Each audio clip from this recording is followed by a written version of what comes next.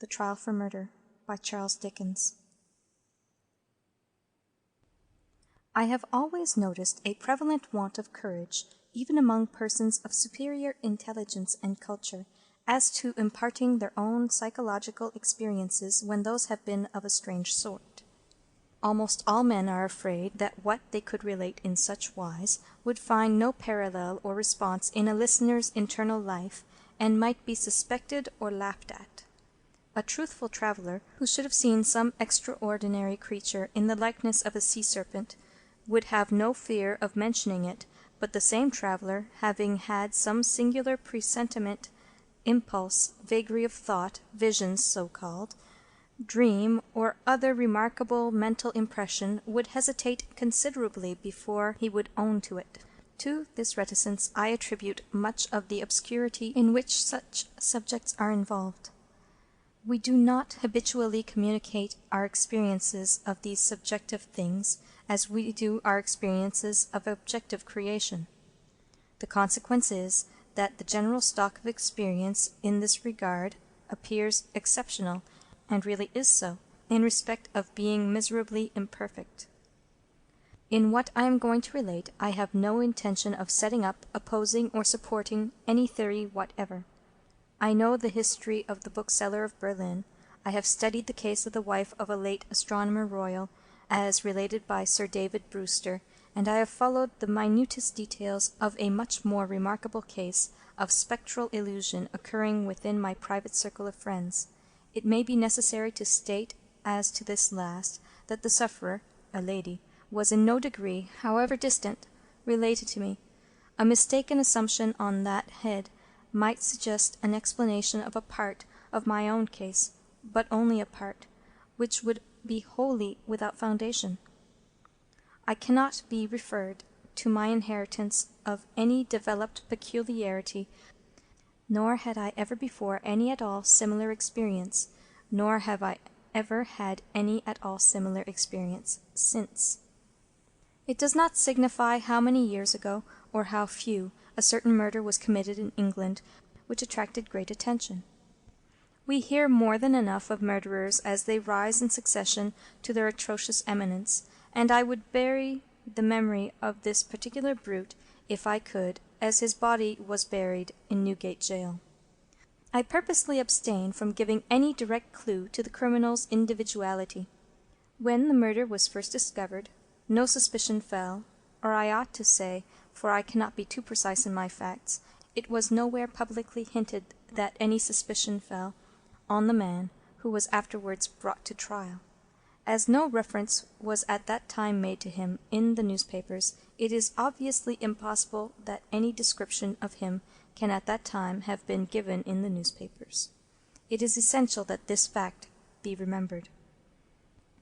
Unfolding at breakfast my morning paper containing the account of that first discovery, I found it to be deeply interesting, and I read it with close attention. I read it twice, if not 3 times. The discovery had been made in a bedroom, and when I laid down the paper, I was aware of a flash, rush, flow, I do not know what to call it. No word I can find is satisfactorily descriptive, in which I seemed to see that bedroom passing through my room, like a picture impossibly painted on a running river. Though almost instantaneous in its passing, it was perfectly clear, so clear that I distinctly, and with a sense of relief, observed the absence of the dead body from the bed. It was in no romantic place that I had this curious sensation, but in chambers in Piccadilly, very near the corner of St. James Street. It was entirely new to me. I was in my easy-chair at the moment, and the sensation was accompanied with a peculiar shiver which started the chair from its position, but it is to be noted that the chair ran easily on casters. I went to one of the windows, there are 2 in the room, and the room is on the 2nd floor, to refresh my eyes with the moving objects down in Piccadilly. It was a bright autumn morning, and the street was sparkling and cheerful. The wind was high. As I looked out, it brought down from the park a quantity of fallen leaves, which a gust took and whirled into a spiral pillar. As the pillar fell and the leaves dispersed, I saw 2 men on the opposite side of the way going from west to east. They were one behind the other. The foremost man often looked back over his shoulder. The second man followed him at a distance of some 30 paces, with his right hand menacingly raised. First, the singularity and steadiness of this threatening gesture in so public a thoroughfare attracted my attention, and next, the more remarkable circumstance that nobody heeded it. Both men threaded their way among the other passengers with a smoothness hardly consistent even with the action of walking on a pavement, and no single creature, that I could see, gave them place, touched them, or looked after them. In passing before my window, they both stared up at me. I saw their two faces very distinctly, and I knew that I could recognize them anywhere. Not that I had consciously noticed anything very remarkable in either face, except that the man who went first had an unusually lowering appearance, and that the face of the man who followed him was of the color of impure wax. I am a bachelor, and my valet and his wife constitute my whole establishment. My occupation is in a certain branch bank, and I wish that my duties as head of a department were as light as they are popularly supposed to be. They kept me in town that autumn when I stood in need of change. I was not ill, but I was not well. My reader is to make the most that can be reasonably made of my feeling jaded, having a depressing sense upon me of a monotonous life, and being slightly dyspeptic. I am assured by my renowned doctor that my real state of health at that time justifies no stronger description, and I quote his own from his written answer to my request for it. As the circumstances of the murder, gradually unravelling, took stronger and stronger possession of the public mind, I kept them away from mine by knowing as little about them as was possible in the midst of the universal excitement. But I knew that a verdict of wilful murder had been found against the suspected murderer, and that he had been committed to Newgate for trial. I also knew that his trial had been postponed over 1 sessions of the Central Criminal Court, on the ground of general prejudice and want of time for the preparation of the defence. I may further have known, but I believe I did not, when, or about when, the sessions to which his trial stood postponed would come on. My sitting-room, bedroom, and dressing-room are all on one floor. With the last there is no communication but through the bedroom. True, there is a door in it, once communicating with the staircase, but a part of the fitting of my bath has been, and had been then for some years, fixed across it. At the same period, and as a part of the same arrangement, the door had been nailed up and canvassed over. I was standing in my bedroom late one night, giving some directions to my servant before he went to bed. My face was towards the only available door of communication with the dressing-room, and it was closed. My servant's back was towards that door. While I was speaking to him, I saw it open and a man look in, who very earnestly and mysteriously beckoned to me. The man was the man who had gone second from the two along Piccadilly, and whose face was of the color of impure wax. The figure, having beckoned, drew back and closed the door. With no longer pause than was made by my crossing the bedroom, I opened the dressing-room door and looked in. I had a lighted candle already in my hand. I felt no inward expectation of seeing the figure in the dressing-room, and I did not see it there. Conscious that my servant stood amazed, I turned round to him and said, "Derrick, could you believe that in my cool senses I fancied I saw a—" As I there laid my hand upon his breast, with a sudden start he trembled violently and said, "Oh Lord, yes, sir, a dead man beckoning." Now I do not believe that this John Derrick, my trusty and attached servant for more than 20 years, had any impression whatever of having seen such a figure until I touched him. The change in him was so startling when I touched him, that I fully believe he derived his impression in some occult manner from me at that instant. I bade John Derrick bring me some brandy, and I gave him a dram, and was glad to take one myself. Of what had preceded the night's phenomenon I told him not a single word. Reflecting on it, I was absolutely certain that I had never seen that face before, except on the one occasion in Piccadilly. Comparing its expression when beckoning at the door with its expression when it had stared up at me as I stood at my window, I came to the conclusion that on the first occasion it had sought to fasten itself upon my memory, and on the second occasion it had made sure of being immediately remembered. I was not very comfortable that night, though I felt a certainty, difficult to explain, that the figure would not return. At daylight I fell into a heavy sleep, from which I was awakened by John Derrick's coming to my bedside with a paper in his hand. This paper, it appeared, had been the subject of an altercation at the door between its bearer and my servant. It was a summons to me to serve upon a jury at the forthcoming sessions of the Central Criminal Court at the Old Bailey. I had never before been summoned on such a jury, as John Derrick well knew. He believed, I am not certain at this hour whether with reason or otherwise, that class of jurors were customarily chosen on a lower qualification than mine, and he had at first refused to accept the summons. The man who served it had taken the matter very coolly. He said that my attendance or non-attendance was nothing to him. There the summons was, and I should deal with it at my own peril and not at his. For a day or two I was undecided whether to respond to this call or take no notice of it. I was not conscious of the slightest mysterious bias, influence, or attention one way or another. Of that I am as strictly sure as of every other statement that I make here. Ultimately I decided, as a break in the monotony of my life, that I would go. The appointed morning was a raw morning in the month of November. There was a dense brown fog in Piccadilly, and it became positively black, and in the last degree oppressive, east of Temple Bar. I found the passages and staircases of the court-house flaringly lighted with gas, and the court itself similarly illuminated. I think that until I was conducted by officers into the old court and saw its crowded state, I did not know that the murderer was to be tried that day. I think that until I was so helped into the old court with considerable difficulty, I did not know into which of the two courts sitting my summons would take me. But this must not be received as a positive assertion, for I am not completely satisfied in my mind on either point.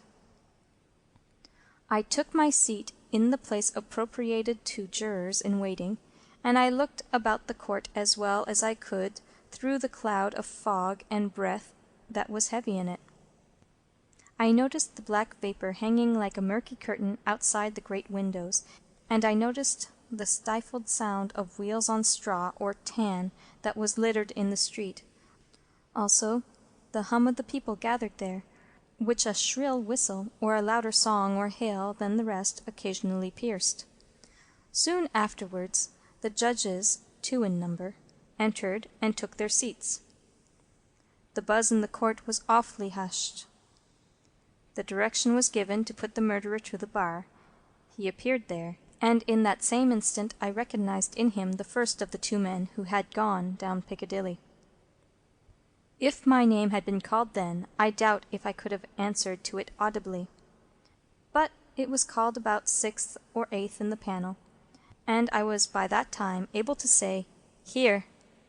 Now observe, as I stepped into the box, the prisoner, who had been looking on attentively, but with no sign of concern, became violently agitated, and beckoned to his attorney.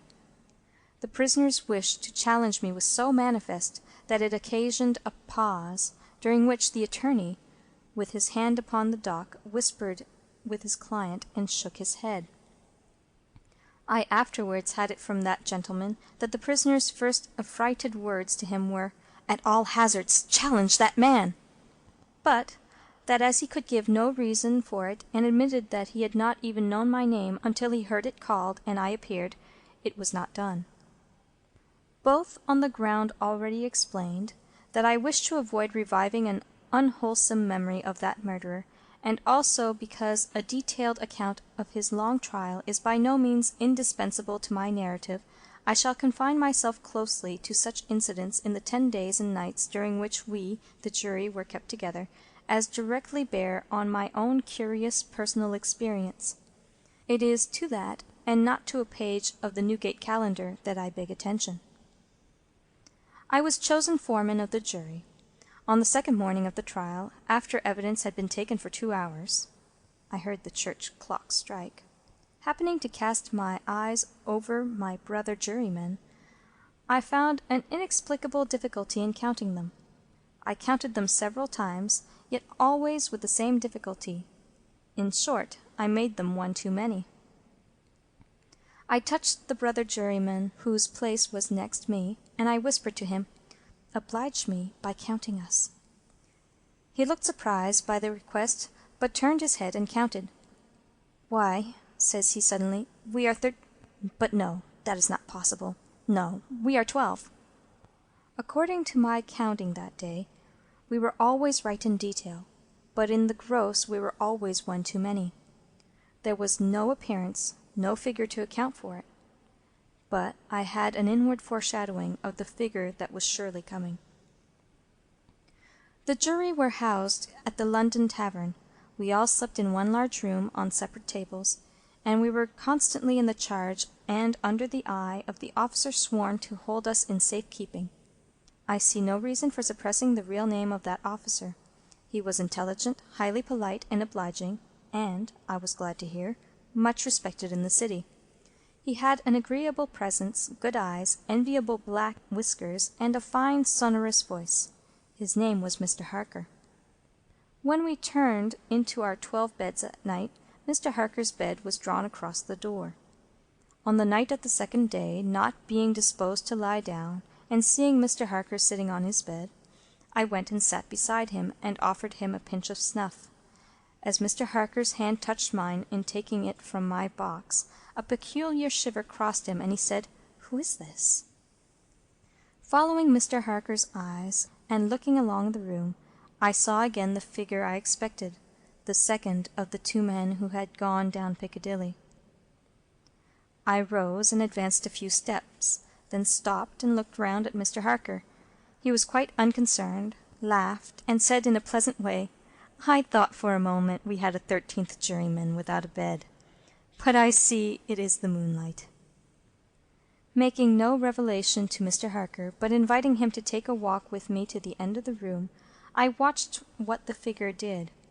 It stood for a few moments by the bedside of each of my 11 brother jurymen, close to the pillow. It always went to the right-hand side of the bed, and always passed out crossing the foot of the next bed. It seemed, from the action of the head, merely to look down pensively at each recumbent figure. It took no notice of me or of my bed, which was the nearest to Mr. Harker's. It seemed to go out where the moonlight came in, through a high window, as by an aerial flight of stairs. Next morning, at breakfast, it appeared that everybody present had dreamed of the murdered man last night, except myself and Mr. Harker. I now felt as convinced that the second man who had gone down Piccadilly was the murdered man, so to speak, as if it had been borne into my comprehension by his immediate testimony. But even this took place, and in a manner for which I was not at all prepared. On the 5th day of the trial, when the case for the prosecution was drawing to a close, a miniature of the murdered man, missing from his bedroom upon the discovery of the deed, and afterwards found in a hiding-place where the murderer had been seen digging, was put in evidence. Having been identified by the witness under examination, it was handed up to the bench, and thence handed down to be inspected by the jury.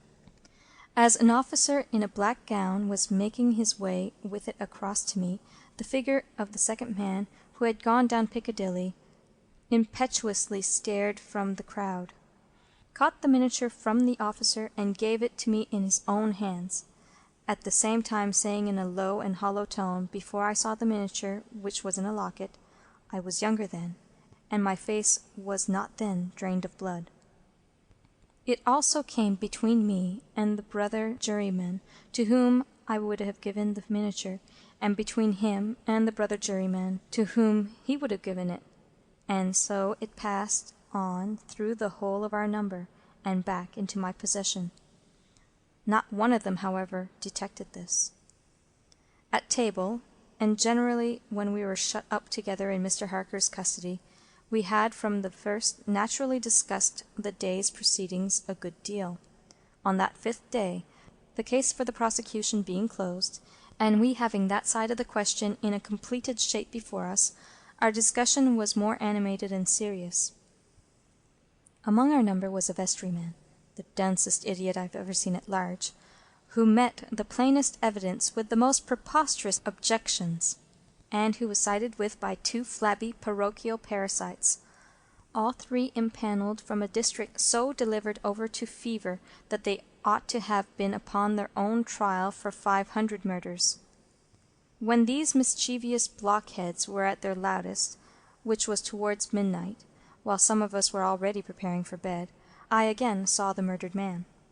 He stood grimly behind them, beckoning to me. On my going towards them and striking into the conversation, he immediately retired.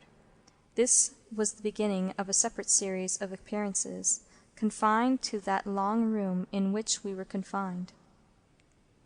Whenever a knot of my brother jurymen laid their heads together, I saw the head of the murdered man among theirs.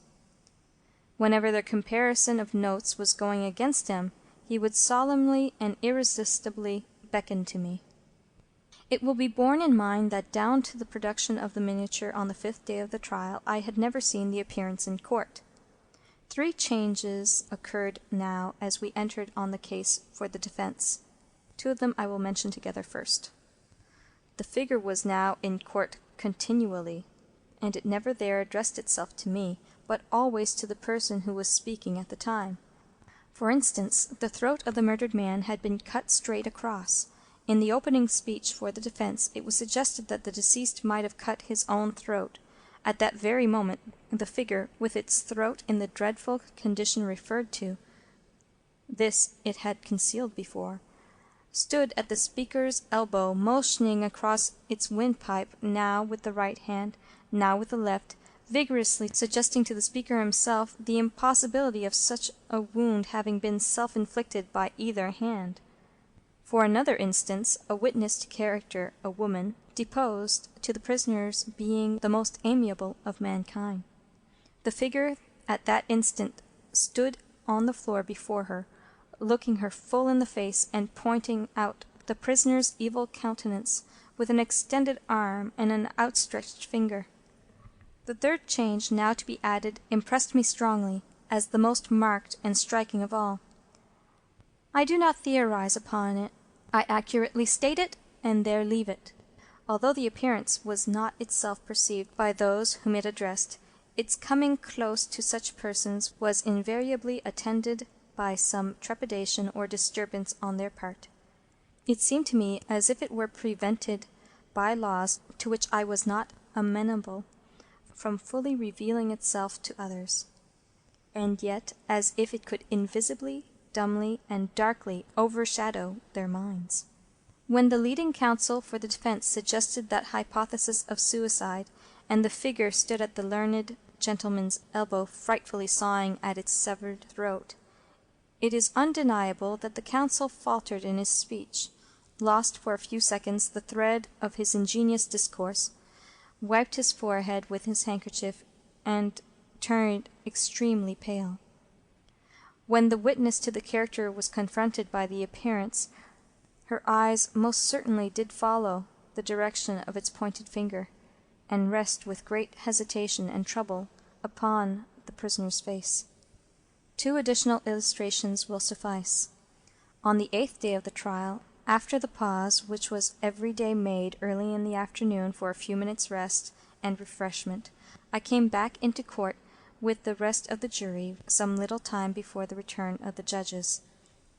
Standing up in the box and looking about me, I thought the figure was not there, until, chancing to raise my eyes to the gallery, I saw it bending forward and leaning over a very decent woman, as if to assure itself whether the judges had resumed their seats or not. Immediately afterwards the woman screamed, fainted, and was carried out. So with the venerable, sagacious, and patient judge who conducted the trial. When the case was over, and he settled himself and his papers to sum up, The murdered man, entering by the judge's door, advanced to his lordship's desk and looked eagerly over his shoulder at the pages of his notes which he was turning. A change came over his lordship's face. His hand stopped. The peculiar shiver that I knew so well passed over him. He faltered, "Excuse me, gentlemen, for a few minutes. I am somewhat oppressed by the vitiated air," and did not recover until he had drunk a glass of water.